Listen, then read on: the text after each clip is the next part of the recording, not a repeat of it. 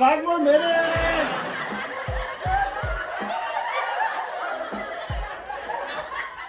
We are living Larrie. In a crappy kind of world, I'm glad I got my girl.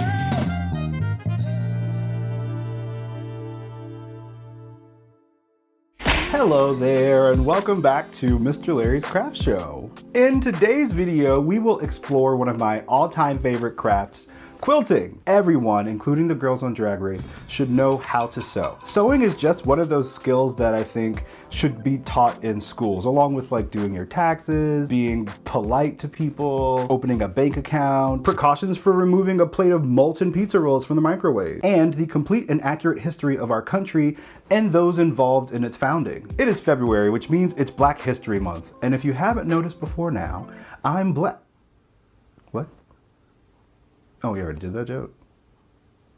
Okay, work. Joann Stores sent me a mystery box of newly designed fabric in honor of Black History Month. And if you weren't able to see that video where I unboxed that fabric, you can check it out listed below. If you tuned into my Instagram live feed earlier this week, you got to watch me use this beautiful fabric and turn it into these pillow shams. And we also did a little bit of quilting with it as well. I'll share today with you some of these quilting techniques and just techniques. Basic quilting techniques that I've been using as of late. They're really simple and they will definitely get you on your way to doing your own quilting at home. And I'm just using my regular little brother sturdy and tough machine. So I'm not even using anything specialized for this. You can do this kind of work at home if you have a little bit of preparation and some patience. So let's get into our 3 things for today. Starting with thing number 1.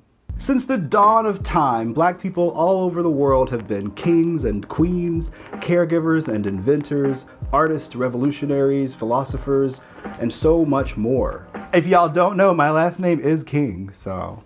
In the United States, each February we observe the collective and individual moments that have helped shape Black American history. Being a Black American is by no means a monolithic experience, but our collective pain and joy and progress can be tracked throughout our country's history. In the southern United States where I'm from, those histories and stories are often told with the aid of quilts. That brings us to thing number 2. Quilting is an ancient process of stitching disparate pieces of cloth together to produce one unified fabric. Traditionally, this is done in 3 layers. Europe has included quilting as part of its robust needleworking traditions since around the 5th century, but things like quilted bedding and seating and comfort items didn't really come into prominence until much later, around the 12th century. In the US, patchwork quilts have been a tradition since the 1770s, when they were largely used as a means to reuse and recycle things like paper, fabric, and old blankets. And many of the quilts produced around that time were made by African American slaves. That brings us to thing number 3. After the abolition of slavery, African American communities created their own rules, or lack thereof, for producing stunning, striking quilts. The celebration of quilting contributions by Black Americans has assisted in the evolution of quilting worldwide. Many of these quilts are so striking because of a surface technique called piecing. Piecing is simply stitching together small bits of fabric, which gives you the opportunity to use lots of different colors and fabrics and textures to kaleidoscopic effect. Piecing is typically reserved for the topmost or the decorative layer of your quilt. Today we'll be covering 2 different piecing techniques that will give you a soft push into your quilting fantasies. We'll start with a basic 4 square panel, which you can duplicate and then produce an entire quilt out of. And then I'll teach you how to do a basic stripe, something, where my stripes go? Where my stripes at? From the front to back. Basic stripe like this. You can do these at any size. And then I'll share with you the project that I've been working on for the last few days. If you have been following me on Instagram, as you should, you will have noticed that I've been doing a lot of sewing lately. It started out as just a demo piece to share with you all, and it turned out being my latest quilt. I haven't made a new quilt in some time. It's snowing a lot outside right now, so it just feels right. So I'm gonna start by selecting some fabric and getting my space ready, and then I'll be right back.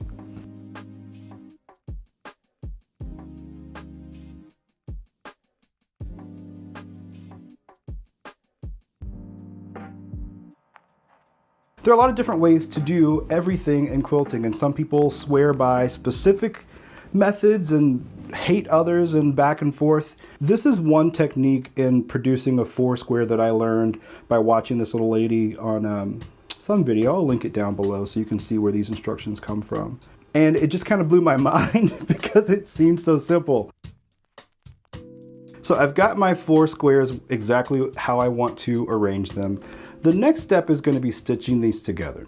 All we're going to do is stitch one seam from here to here, and then a second from here to here. And we'll do the whole thing kind of in one pass on the machine. I know that I want these two together, so I'm going to place them faces together. Now this fabric doesn't have a facing side necessarily because it's the same. There's no pattern, there's no difference in texture. But I have my 2 pieces here. I'm going to stitch once here, and then I'm going to run this directly under the machine and continue that stitch here. And this is going to help us to keep our 4 square corners really tight and precise. I always start with the back stitch because I think it's good practice. You don't need those little tiny stitches coming apart.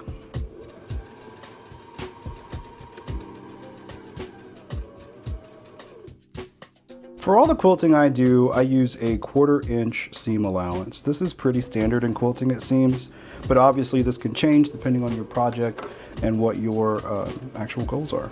For everything that you see me stitching today, I'll be using that 1/4 inch seam allowance. I've got conjoined pieces, which is exactly what we want. This little tiny stitch is going to make our lives so much easier in a moment. So this seam is going to go toward the right side. This seam is going to go toward the left side.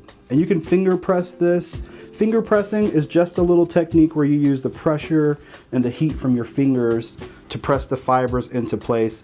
And usually it holds pretty well, at least long enough for you to stitch down. Obviously you can press it with an iron if you prefer. And then we're just going to flip it down, and I'm going to make sure that my seams are aligned so that I can do one more stitch across the top. Again, pay close attention to your seams and that they are going in opposite directions, because once you start stitching, you want to make sure that that is maintained. We've got this little seam here. In order to get this quad to lay down as flat as possible, the first thing we want to do is just find this little thread that's across the top and cut that guy. Just one thread that's just right there at the top. Easy peasy.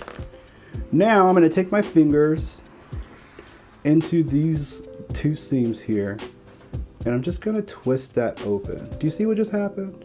Now you can see all 4 of those colors again. I hope y'all can see that.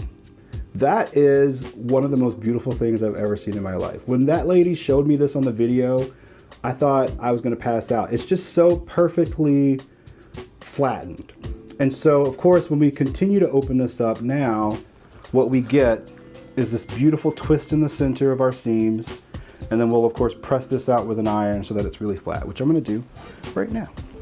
For pressing, you can starch these. I do enjoy using a starch on my quilting projects because it helps keep things stiff and crisp. And that's always a benefit when you're working with small pieces. But you can see how precise this cornering is on this little quad. This is the sort of thing that, for me as a sewist, if I could just stare at this seam all day, I probably would. So obviously you can take this same concept much further by adding additional quadrants or squares together. Some people, this is how they piece an entire quilt, just by making squares like this and then stitching all of those squares together. The next thing I'm going to show you is just some basic stripes.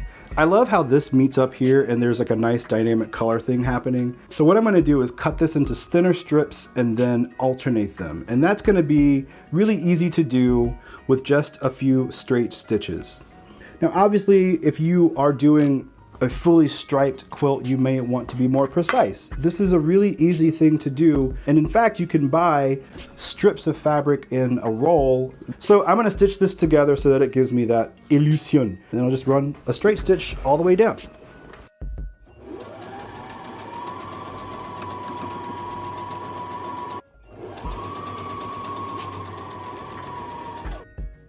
How cool that looks. Pressing your work as you go will really make a difference in how clean your line work is and how nicely and neatly your seams line up. It's just a matter of paying attention to those little details. They do make a difference. I also find quilting just to be incredibly relaxing. Once you get into the mood or into the groove, oh my goodness, you could just sit and stitch and piece little things together all day long.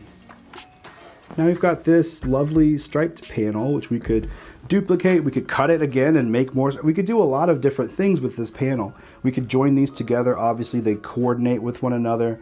And this is how easy it is to start your own quilt.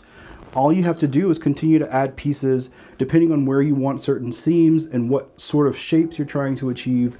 You may find yourself planning out a very complex quilt that requires you to piece things in a specific order, like a log cabin quilt, for instance. That's where this project came from. I started working on a log cabin demo, and it's a lot of fun. I'll share with you down below the demo that I followed. And then I started using all the fabric strips and like the scraps, and here we are. I never knew that this could be real.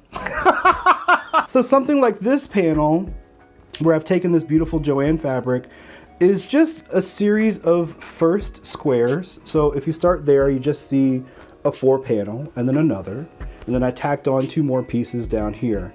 And then this piece here is essentially just strips of fabric like this that I cut thinner. And so I'll continue in this fashion until we produce, in this case, a pillow sham. But you could do an incredible blanket this way, or any other kind of item you want. It's a really good way to incorporate a lot of color or a lot of different textures. Or if you're feeling more artistic, you can certainly make something that's monochromatic and has a totally different vibe. Those quilts are all over places like Pinterest and YouTube and Instagram, and I encourage you to check them out. The last thing I want to show you is this panel that I've been working on here. This is comprised completely out of scraps, and it's just the leftovers of what I've been cutting off from the quilt that I've been working on, the one that I just showed you. It's the sort of thing that I would love to see hanging on a wall, maybe even framed or something. It reminds me of, you know what this is? This is if Blanche Devereaux and Martin Lawrence were best friends in 1993, and Fraser came to the party for some reason. Right? Like it's definitely inspired by that era. This may end up being a piece that I actually frame. I do like that it's just this small piece. And so of course your quilt doesn't have to be a functional item that you build, but it can just be art. Obviously there's a whole lot more to cover in quilting, and we've just scratched the surface, but we will return with more quilting soon. Quilting can be your best friend if you are prepared for the responsibility of this all around your house. If you are finding yourself with a surplus of fabrics that you don't quite know what to do with, pair them up and see what you get when you start building a quilt out of them. It's great for scraps, it's great for leftovers. I hope that you have maybe found out that it's not quite so intimidating if you start small. You don't have to take it all the way to the full king size blanket just yet, but there's certainly no reason why you shouldn't feel like you can. All you gotta do is start somewhere and then keep going. Please don't forget to subscribe if you enjoyed this video, and share it with your friends and family. Let's get some more people quilting. Why not? If we're all nice and cozy, then maybe the world will be a much nicer place. And I encourage each and every one of you to go and learn something you didn't know about your Black American brothers and sisters. Right now is an especially important time to do this, and if we can all understand each other a little bit better, then maybe we can all move forward together. I hope that you have a wonderful weekend and that you are finding lots of color and brightness in your world today. Until next time, bye!